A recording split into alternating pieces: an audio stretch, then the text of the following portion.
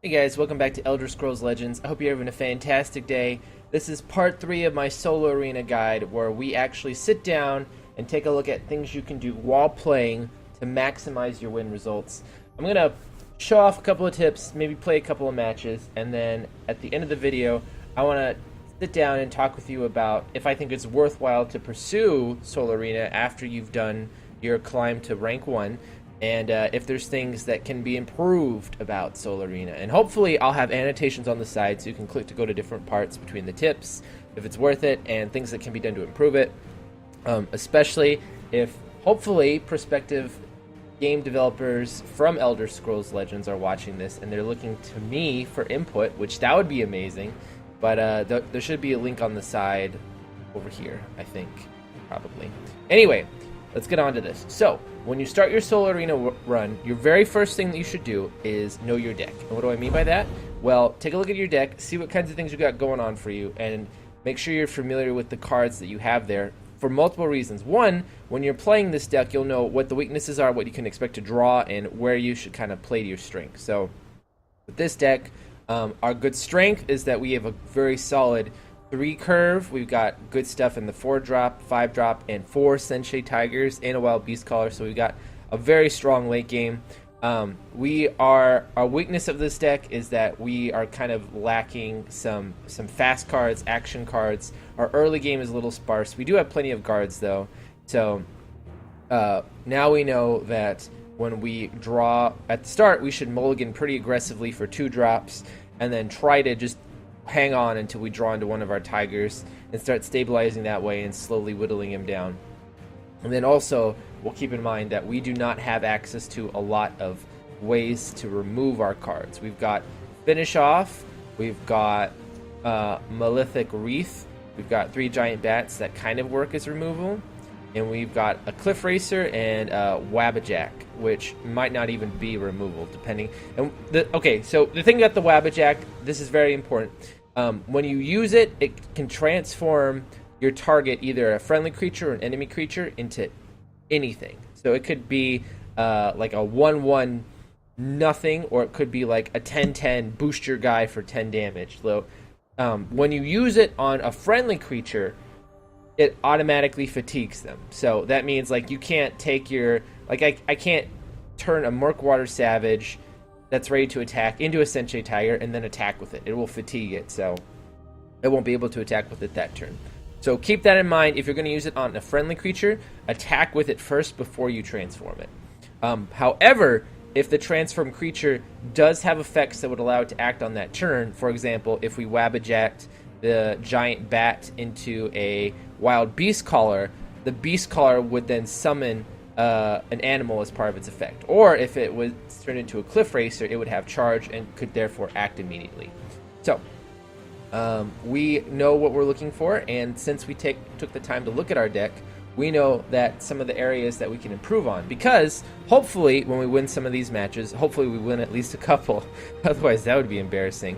At the end of the video, not the end of the video, at the end of the match, you have an opportunity to draft more cards into your deck. And so now that we know that, oh, we need a couple more 2-drops, we need a couple more actions, we need maybe some more card draw, we know what to prioritize when those cards come up. So, now, the next tip that I'm going to give you is the kinds of decks you should be looking to match up on. Basically, the short of it is all these decks can kick your ass with their hands tied behind their back.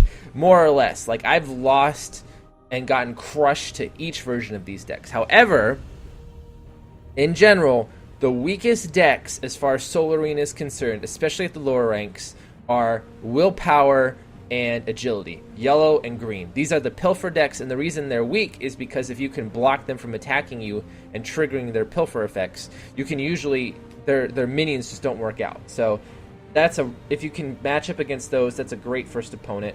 Another really good one is the blue and Willpower decks, the blue and yellow Willpower and Intelligence.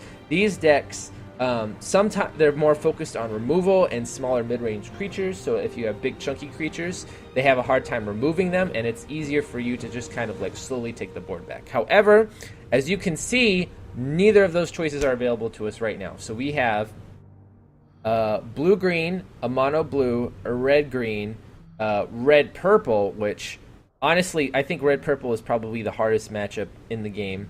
A willpower purple, another willpower purple, a willpower, and a green purple. So when I take a look at these, the way how I see it is that basically, other than those two specific ones that I mentioned, the hardest matchups are the purple cards. And the reason that they're the hardest matchups is because they tend to have lots of really powerful late game creatures or really, really powerful token decks. Like these tend to be token decks. Plus they feature some powerful removal. Like green will have Finish Off and Mummify.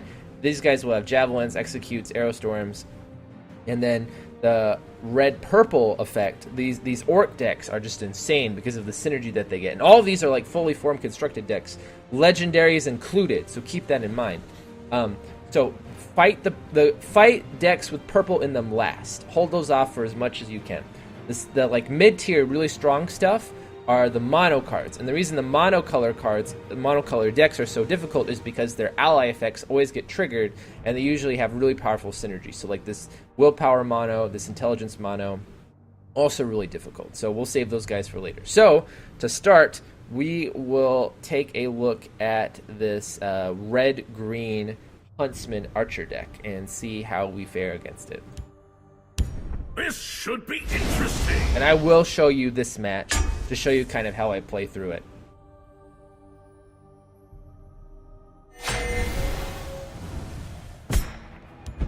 Oh, and so whenever you play Arena, sometimes they'll have little... Ooh, this is fantastic. Sometimes they'll have little advantages like that.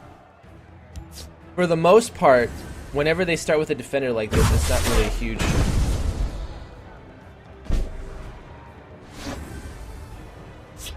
I'm sorry, that was kind of mind-boggling.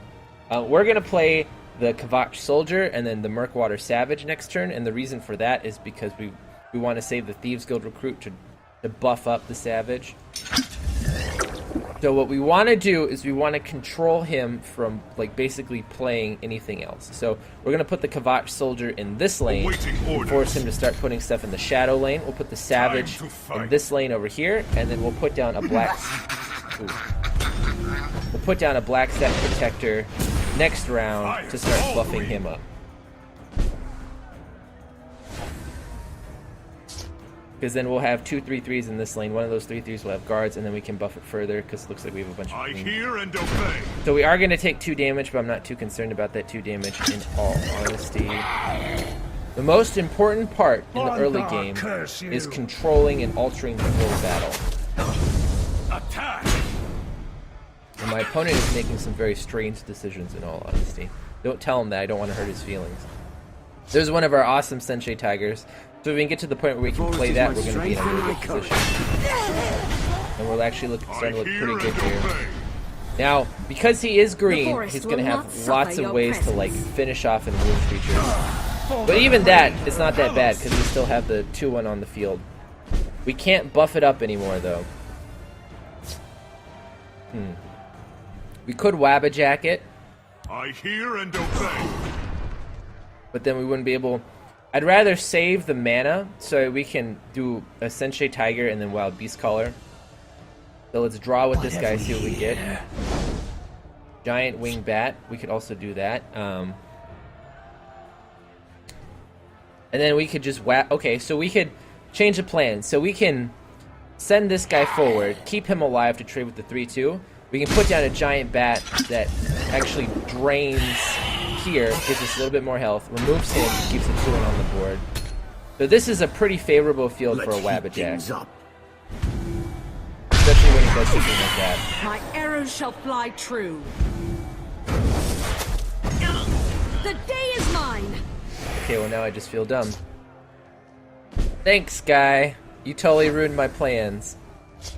Although this Hive Defender is just coming to the rescue.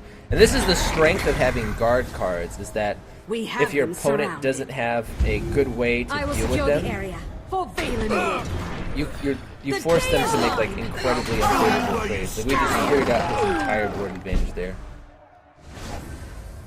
And we are about to do it again with the Sensei Tiger. They dare face the Blade Mistress of Valenwood? Okay, that's pretty good, honestly. That is extremely unfortunate. For Valenwood. However, what we can do is we can courier. Okay, so now here's the choice. Do we want to Wabbajack and then courier the more? No, because this, you know what? These guys actually trade like really well with these guys. So what we'll do is we'll put the courier down here. Hand itches. We'll put the Mournhill Guardian down here, and we'll actually finish off the 2-1 here. And so we'll see how he There is trades. plenty for all. Ah, but even if he does that, Gondar curse you! nice, nice. Please trade your. Okay, awesome. Mara's heart.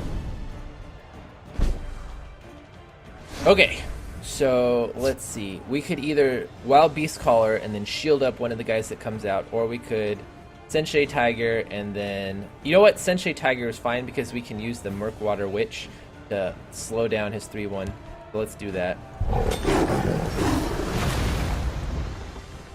Now the question is, do we want to put him in this lane or not? We do. We want to we want to slow down the blood flow that he's putting on us right now.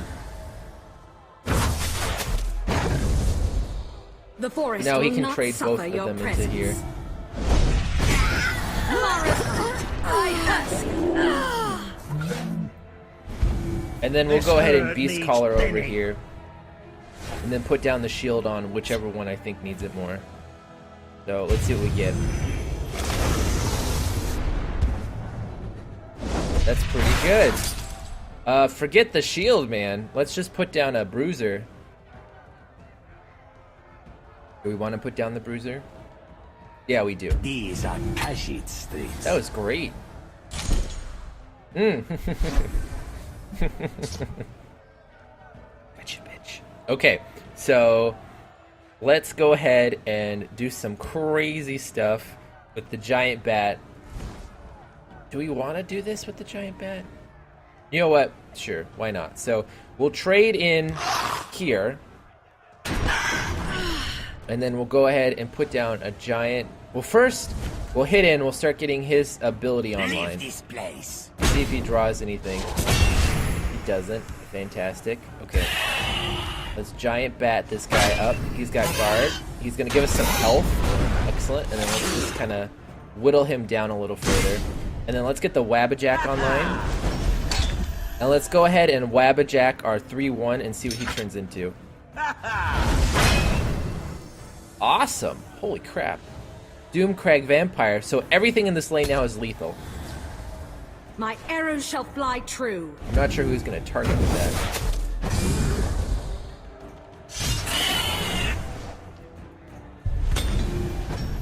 Just follow the trail of blood. I don't know if you know this, bro, but thanks to the frickin' Doomcrag Vampire, he's got lethal.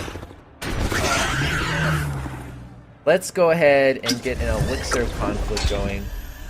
So if we hit in now, he's with our dude, he's going to trigger 2 runes anyway. So we might as well just buff him up. That way he lives a little longer.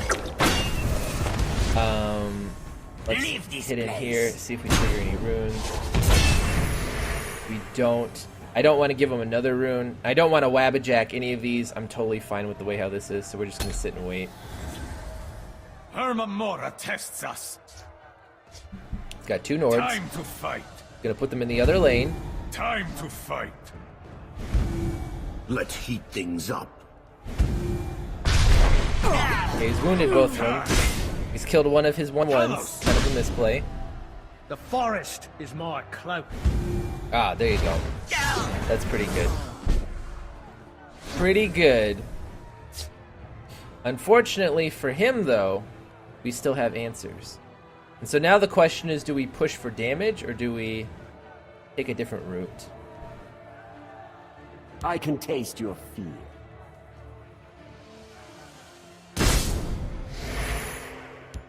Let's go ahead and put down the Cliff Racer over here and then buff him up and not... Well, do we hit him in the face? Because if we do, it draws him another card. Let's see. So, choices. Let's Wabbajack this and see what comes out. What is... Oh, wow. That's a... Doesn't really change anything. Does it? Not really. 2 damage to his face, I guess? Okay. And then we'll go ahead and Cliff Racer, buff up the Cliff Racer, and then smack him in the face on that side. It will trigger a rune. And let's see what he does. Because of the ward effect, he's gonna have a lot of trouble triggering this. Time to fight. Time to fight. He's basically gonna have to throw all these guys in there. I'll kill you where you stand. Take you. Or do that. That works too. Fight. And then how is he gonna deal with this 5/5 that I have on the board? This herd needs thinning. Is my cloak. The short answer is he's not. Okay, we got victory, but first, let's see what happens when we Wabbajack. You're 4/3. What do you get? That could have been really bad. You should not Wabbajack recklessly. Kind of like driving while drunk. There could be repercussions. So there you go. We actually got super lucky with our Wabbajack there. It really kind of it helped us out. And now we have some very interesting choices here. We have the Dragonborn, who is an 11 cost creature that steals an enemy creature. Very powerful effect, but very slow late game effect. Dawn's Wrath, which destroys all creatures in a lane, which is the ultimate comeback mechanic. And Anasi, exclusive to us because we're playing the Monk, willpower and agility. What she steals all the keywords, so like drain, ward, charge, guard, anything that the enemy might have, lethal. So she's a good just like 5 mana body to put down, which we could use. Dawn's Wrath is a really powerful comeback mechanic, which we could also use. And the Dragonborn is a really powerful creature, so we could use all of these fit into what we need and what we want. However, I'm going to say that, in all honesty, as much as I'd like to take these 2 cards, we need cards that we can play today. So I'm going to take Anasi. Sometimes she'll just be a 5/5. Sometimes she'll be a 5/5 with guard, charge, drain, ward, and lethal, and breakthrough. But breakthrough doesn't really matter for what our purposes are. So she can be a really good way to like turn the tide and take like nasty effects away from our opponents. She doesn't take cover away though, which is interesting. Or maybe we should take... Nah, we'll take Anasi. We're still kind of looking for some early game. I'm going to play a couple more matches, and then I will hit you up with another tip. Are you ready for a bloodbath?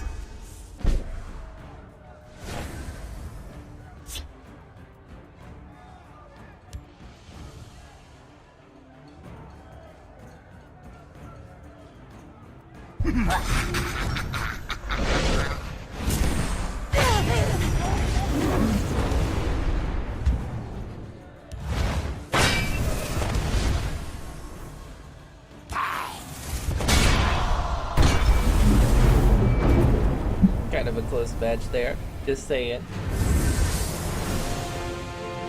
So let's take a look at the different options that we have and which one we're going to pick. Okay, so these are excellent. These are early game cards, which is exactly what we need.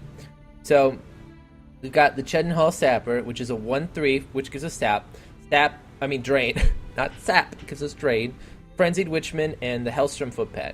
So right off the bat, we're going to take the Frenzied Witchman off the board because we already have plenty of 3s. We don't need any more. What we need are 2s and we need 1s, possibly really good 1s. So between the 2, one thing that kind of twists us a little bit more towards green is the fact that we do have an Avenger in our deck, I believe. Yeah, no, wait, hold on. Pause. Do we not have one? I thought we did. We do not. So I thought we had an ally in our deck, so that means that there isn't really a big advantage to that. So the reason we're going to take the Sapper is purely because of the drain. Like, just being 100% honest, that little bit of health that you can get at the beginning can literally be the difference between life or death, especially since we have ways of buffing it with the Elixir of Conflict and the Wabbajack. You know, it's a more stable base that we can put down, and we do have a finish off that we can use to convert his damage into a lethal. So we're going to take the Sapper over the Hellstrom Footbad, which is just a good solid 3-2, which solid 3-2s are fine, but he's not going to, all he's going to do is trade with something, and then that's it. Like, he's not going to have an extended board presence, so we're going to take the Sapper. Okay, now in case we lost, which we might have, The challenger triumphs! What challenge awaits next? Let's find out! Okay, excuse me, announcer. I'm talking. If you find yourself in a position where you've just lost, what you want to do is don't play against that deck again. You can tell if you have a loss because it'll show up here and you'll see like an angry red zit appearing over their portrait. Fight anybody else. Don't fight them, because if you lost for a reason. I don't mean that like it's not anything personal. I don't mean like you suck. I mean like your deck, for whatever reason, does not match well against that deck. So it would be a bad idea to keep throwing yourself at it and hoping it would work. As much as I'd like to. Like, I understand. Like, I get really angry. I'm like, oh, that's BS that they beat me. I want to destroy them. Let me try again. If you've lost to a deck, play against someone else. Try to analyze why you lost, what the strengths of those decks are, so that way, as you win against other matches in other opponents' fields, you can draft cards that'll help you do better against the deck that you lost against. So that's the third tip that I'd like to give. Now at this point, we have knocked out everything that's not a monocolor and not purple, so now we're going to be facing up against the monocolors. I'm going to start with willpower, and then we'll switch to blue, so I'll see you at the end of that. I hear and obey. There's a plan. There's always a plan. My claws are sharp.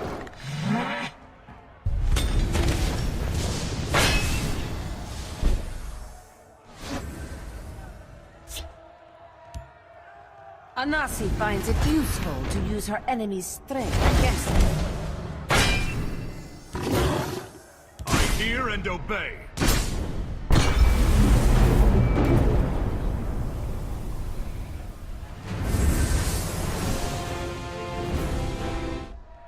To the victor go the spoils.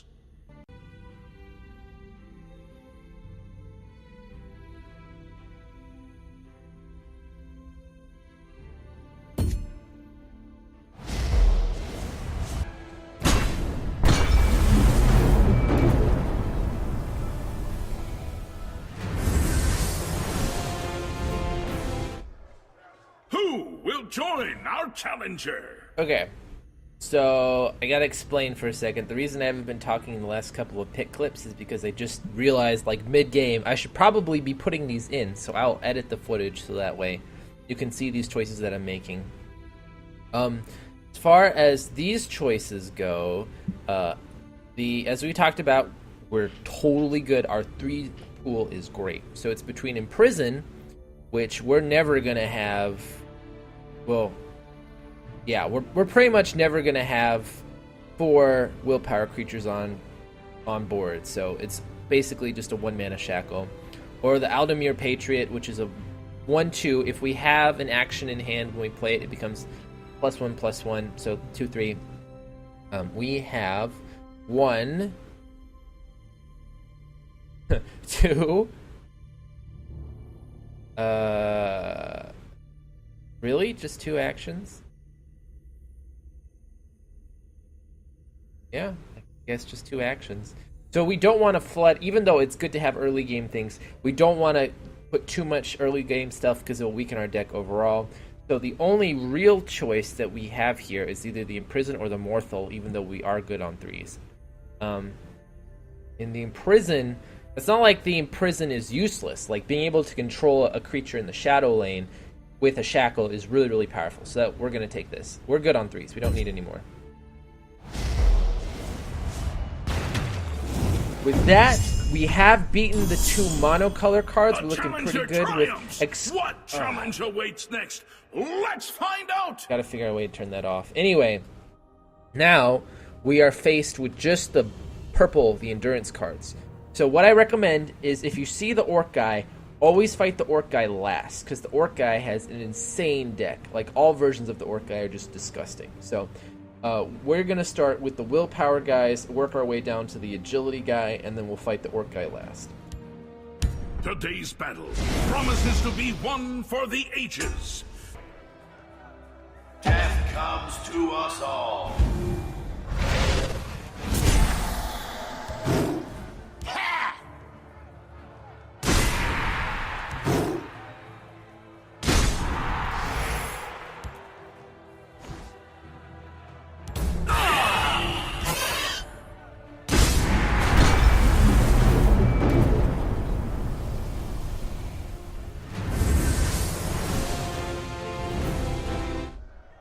To the victor, go the spoils. Okay, so we have the East March Crusader, which is a 3-drop, Slaughterfish Spawning, which is another 3-drop, and Septum Guardsman. Now, the Septum Guardsman does have Guard, and he is a cheap creature, so both things that we're looking for.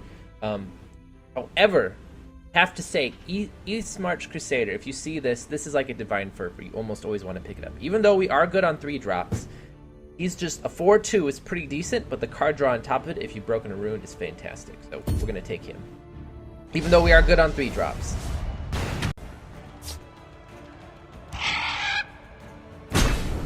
Don't make me laugh.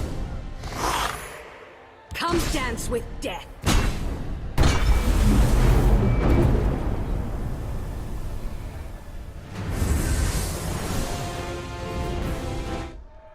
Which will the challenger pick?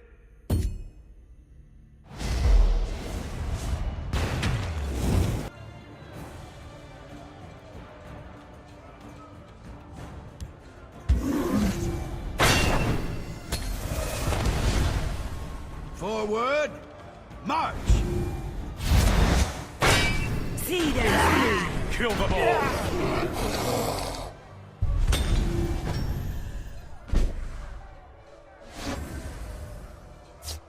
Khajiit has had enough.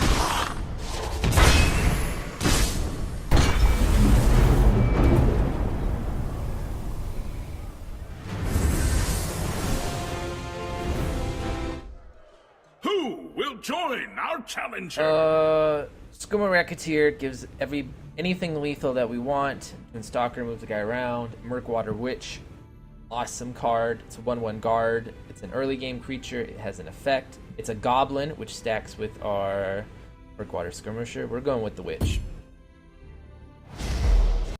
Leave this place.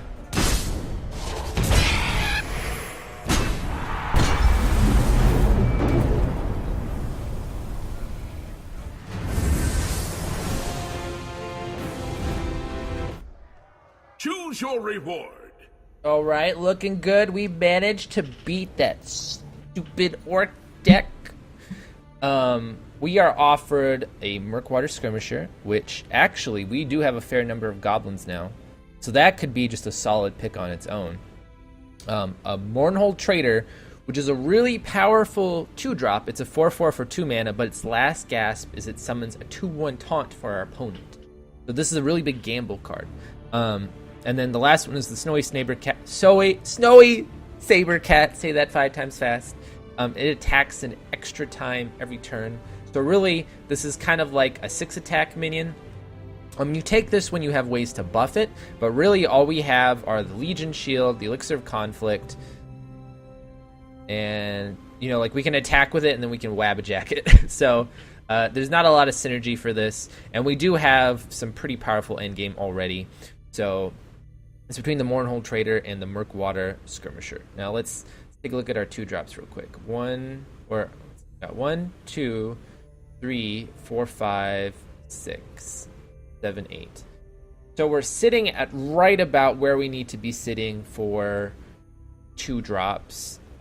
We could always use another one, but this one's gonna die. Like, there's no question about it. And unfortunately, in this deck, we don't have like a great many ways to deal with that. We do have some. Like, we've got the Murkwater Witch.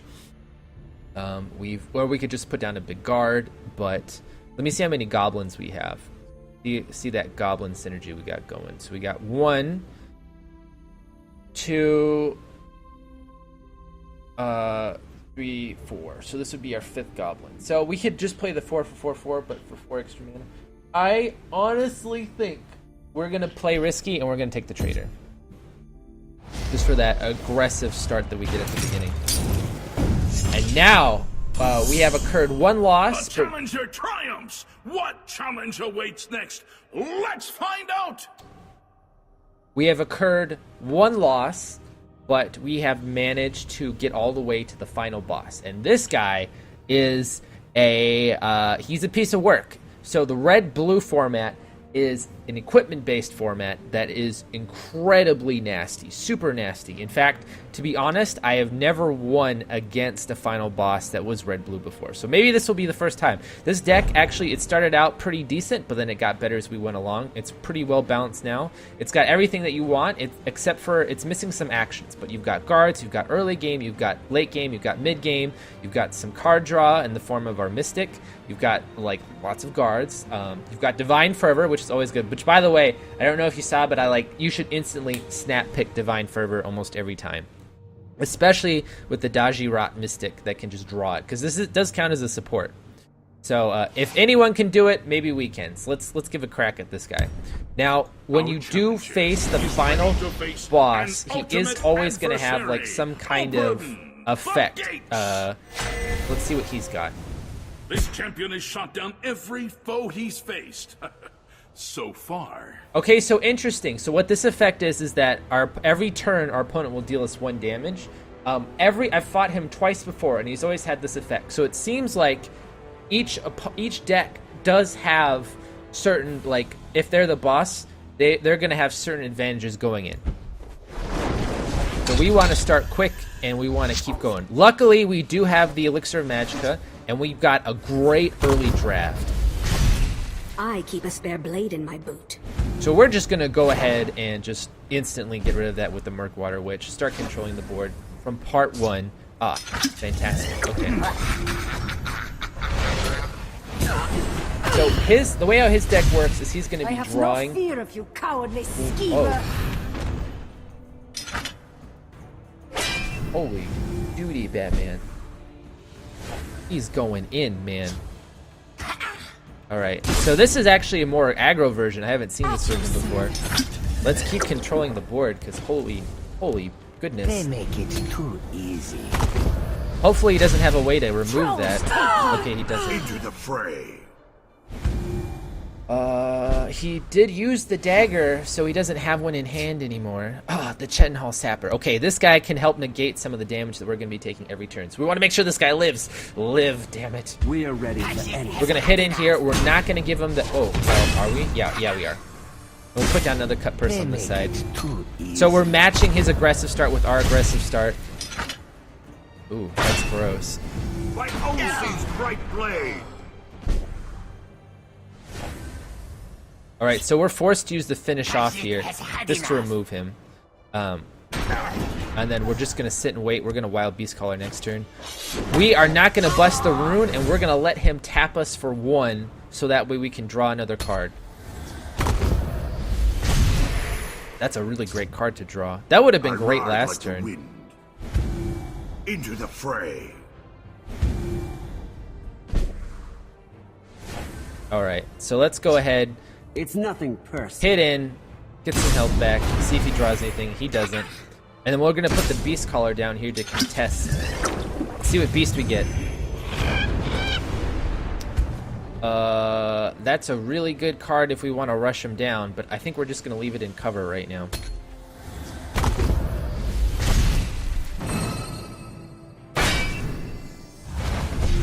Now we can steal his keywords, but we can't steal his stats. Blood and stain. By Olsey's bright blade. Gross. Luckily, with our giant bat and our, we can start getting some control back. We could honestly just put down the Sensei Tiger and let him trade in here, and that would be a pretty fair trade. It's nothing personal. What else could we do? We could put down the Barded Gar, and then we'll end up taking 6 damage if he... well, no, because then he can play the... Ooh, that would really hurt. Let's not do that. Let's believe and hope that the Sensei Tiger can stop him. He's only got 2 cards in hand right now. He does have a lot of damage. Hopefully he doesn't have a way to remove this. Okay, he doesn't. Fantastic. And Anasi about to do some work.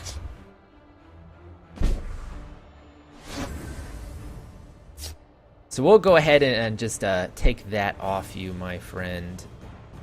Anasi finds it useful to use her enemy's strength against them. And then we'll go ahead and hit in here so that way it forces him to trade in. So we'll keep tapping him. We won't give him another card yet. Barely staying alive. Oh, this hurts. This hurts, man. Okay, it still trades in. There's life in this old thing. Yes. Okay. We need to finish off right now, or really bad stuff's gonna happen to us. Oh my goodness. Okay, so we just need to keep putting guards in front of him, and then eventually just wear him down that way. So, first thing first, we're gonna tap in. It's nothing personal. Do we want to sacrifice the... Well, okay, let me look at our mana. So, if we put down a Barded Gar... No, we can't do that, because we need to get this guy online today. So... Or not. Dang, this is really tough. Okay. Barded Gar into Courier, so that way we have 2 guards in this lane. And then what are we going to do next turn? Sensei Tiger and Giant Bat? Okay. Yeah, okay. So that's our play right now, because we have to stop this guy. We cannot let a 12-4 continue to contest us. So we're not going to hit it. We're not going to give him another card. We're going to hope he doesn't have like some form of breakthrough, because holy crap. Oh my gosh. Okay, we really want this tiger to live if we can. So we're gonna put down the Barded Gar. I mean, even if he has, okay, if he has a breakthrough, he just has to trade this one in. No, I'll do it. I'll live risky. Okay, here we go. As long as he doesn't have a way to cause breakthrough on this or instantly remove this, we'll be okay. Come down, master. I ride like the wind. We are barely stabilizing here. And when I say barely, I do mean like barely stabilizing here. Do we want to... Okay, so we have to do the Giant Bat. We have no choice. We have to Giant Bat. So Giant Bat into... What kind of follow-up do we want here? We could do something really cheeky by putting down the Avenger and then guarding it up. But we don't have the mana for that. 6/6.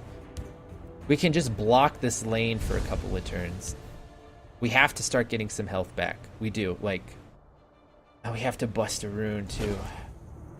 Oh man, we definitely don't want to race him because we don't want to draw him the cards. So this is really tough. Like this is the danger of this guy. He is scary as heck. So we'll put him in this lane so we have like maximum control. And then we'll put down the My sword hand this guy, itches. and then we'll put down this guy. And just hope that we can keep the stream of tigers flowing. We'll go ahead and tap in here. Not in risk of drawing him a rune right now. By Diagno's breath, by Stendar's breath, we are ready for battle. Oh, that's so gross. Okay, that's not... Okay, that's... Oh. A strong arm is what you need. I think he just won. Oh my gosh. Okay, let's try again.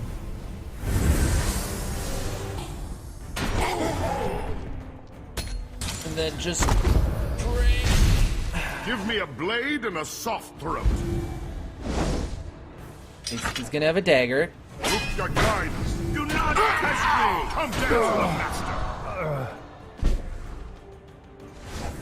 Oh, so glad to see you, friend. Finish him off. Sensei Tiger. Get some health back. I hear and obey. Get in here. Slowly, maybe we can do this. I keep a spare blade in my boot. Oh, he's gonna have so many daggers. Rupka guide us. Rupka guide us. By Stendar's breath, we are ready for battle. Oh my gosh. Please get crappy. That's not crappy at all. That's insanity. And he's gonna draw a card. By Diagnos breath. What can we do against like this onslaught? Let's see. What have we Maybe we can here? luck out.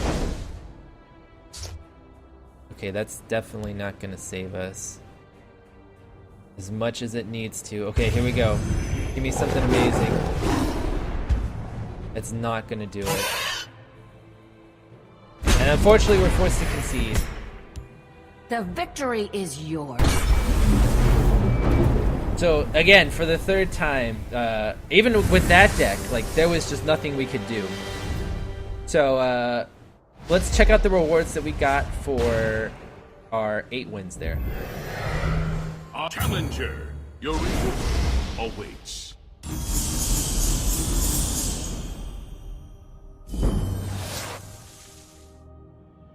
A dramatic finish deserves to be rewarded.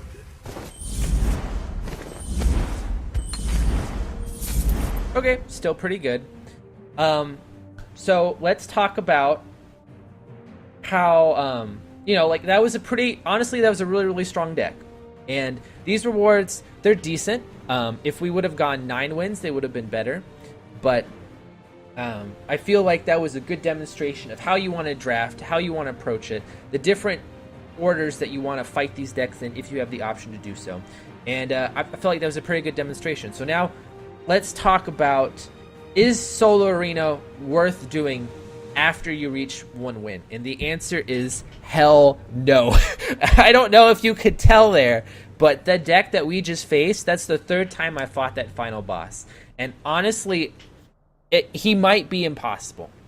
Unless you're playing a very specific kind of deck, like a willpower deck that has like 5 different javelins that you can use to remove each one of his items that he buffs up. Or if you have that green card that's the swindler that steals items, like that's all you got. Like, and he's not even the worst. Like there's some final bosses that are just insane. So the problem is that as you go down and I'll show you my reward video here so you can check out and see what I'm talking about. As you progress down your ranks and as you keep ranking up, you'll get a promotion reward that helps incentivize the gold value of doing these runs. And then once you get to that point where you're at rank 1, the grand champion, you no longer get that promotion bonus. So what the problem is that as you continue down the ranks, they get harder and harder and harder, and you start getting more and more difficult matches. And then it gets to the point where, as you can see at rank 1, where you're being pitched up against some like incredibly difficult bosses. Like, I'll be honest, some of the ways how we won some of those matches were purely because of the RNG from the Wild Beast Caller and from the Wabbajack giving us like really powerful creatures. It was very, it's I don't want to say it's impossible, but it's very inconsistent. Like when I was preparing this video, I did about, I did like 6 preparation matches at Grand Champion to see just how bad it was.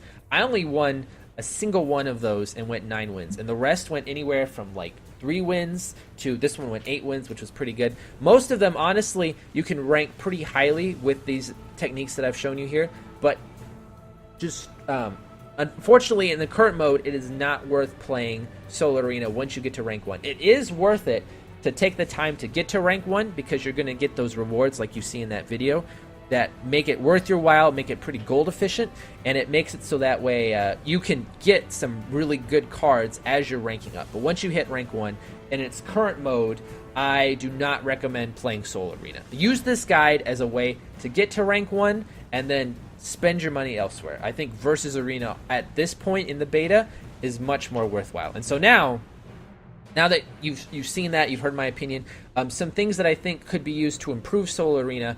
One thing so basically what they need to do is they need to lower the difficulty and they need to lower the cost. Because right now you could just do versus arena, and in a quarter, like not a quarter, but in less time you can make more money. Because if you go 7 wins in versus arena, which is the max, you can actually make your money back, and you can break even if you make a full 9-win run on a solo arena. You'll never make 150 back without the promotion reward. So even with the promotion reward, usually you'll be shorted, you'll make like 130 gold total. So one thing they need to do is they need to either lower the cost of buying these tickets.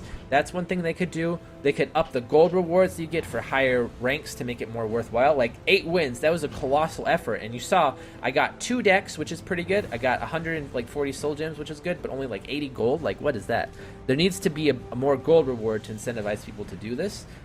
Or they need to like maybe like as a daily you get like a free solo arena ticket. Like that would be awesome. So every couple of days you just get 1 free solo arena ticket, and then be like, oh yeah, like totally worth it to do it for free. But right now paying the 150 gold is not worth the effort, and you do not get the rewards that reflect the effort that you're going to put into it. So I think monetary wise it needs to be changed in any of those 3 ways. As far as the difficulty goes, I think that they need to do, they need to take a serious look at the way how the final bosses are. Like the guy that I just showed you, the red-blue, the flare, he needs to be, like, I understand they want to make it difficult so that way people can't just sit down and farm these things. But right now, with versus arena as good as it is, and don't take this as nerf versus arena, don't do that. You need to kind of rework the way how Soul Arena is right now. And it's in beta, so this is where feedback is most important. What you need to do is you need to take some look and try to like maybe adjust the difficulty on some of these final bosses, especially that one. I would definitely say take like another look at him. What I would do is I would take out the ambush effect, so that way every occasionally you'll see decks that start with a minion already in play. It could be like we saw that with that 1-3, which wasn't that powerful, but they might have an ally in play, so they'll get the allies effect. Like if you're playing a mono blue and they get the cunning ally, then they start with a fireball and a 3-3 on board, which is crazy. If you're playing an aggressive deck, they can get like a mighty ally, so they have a 6-3 on board, and then they couple that with like a couple of 1-2s, like the one that we saw that when it breaks a rune, you take extra damage, and there's literally like nothing you can do, you just lose. So I honestly think that gives too much of an advantage. It needs to be removed. And the third thing that they need, the main problem with Soul Arena is that some of the difficulty and some of the encounters are just too hard. They're impossible. Like maybe against a constructed deck you could build a way to counter these, like in Hearthstone's adventure packs. It makes sense for them to be that difficult because there's ways to come back and overcome the challenges. However, this is draft, and so the quality of your deck is gonna it's gonna be wildly inconsistent. And so right now it's just like why play this? Why when you can do versus arena? Honestly, I don't have an answer. So I believe that this guide will be an excellent resource for anyone looking to get to that Grand Champion. But I have to say, once you've reached Grand Champion, look elsewhere until they take a look at this and they modify it. Right now, it is just not worth it versus playing versus arena. However, I did have a lot of fun. I hope you found this video very informative, very enjoyable. If you stuck all the way around and you thought it was helpful too, consider consider a subscription, leave a comment, let me know what you think. I always like reading your feedback, good or bad. If I screwed up, let me know. If you think I did okay, let me know, and we can talk about it and we can discuss it. But either way, this is the In-Depth Solar Arena Guide. I am Twinkle Butt, and I hope you have a fantastic day.